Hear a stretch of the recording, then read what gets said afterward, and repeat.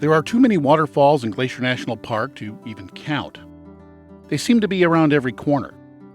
The best way to get close to some of the best in the park is by taking the Falls hike off the Going to the Sun Road. There are 2 trailheads, and they're about 9 to 9.5 miles from the east entrance of the Sun Road.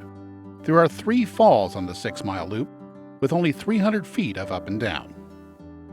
The trailhead with the largest parking area is near Sun Riff Gorge, which is cut by Bering Creek, which flows under the Sun Road, towards the valley floor and Bering Falls. From here you can go all the way to Gunsight Pass and beyond. Bering Falls is just about 1/3 of a mile and about 300 feet below the road.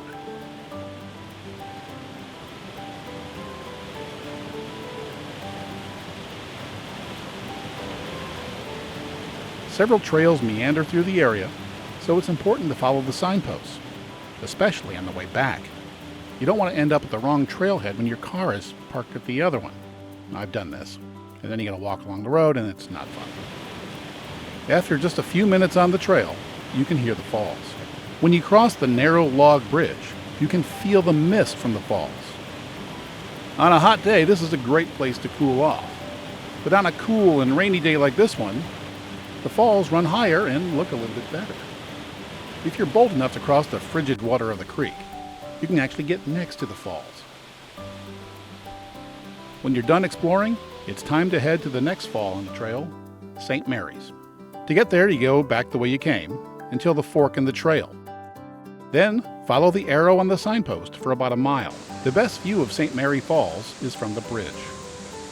The 2-tiered fall cut through the red rock, providing a nice contrast with the slight blue cast of the glacial meltwater.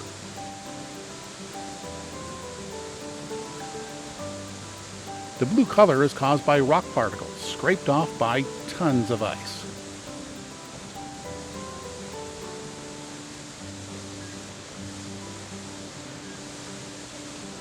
It's another mile down the valley to Virginia Falls.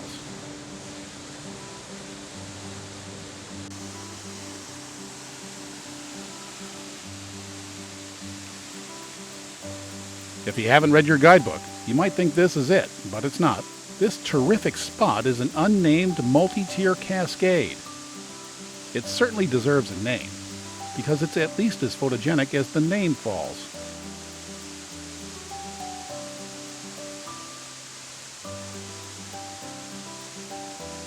This is the lower cascade. The trail to Virginia Falls is above and around this area and past the smaller upper cascade.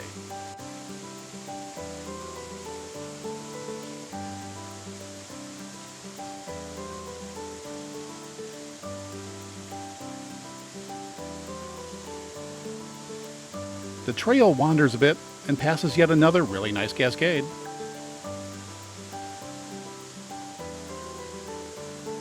Eventually, the trail leads to the 80-foot-high Virginia Falls.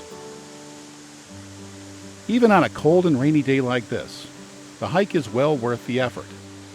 The 6-mile round trip took me just a few hours to experience 3 magnificent falls and those beautiful cascades. And by the way, many photographers prefer to shoot on cloudy days like these because of the flat lighting.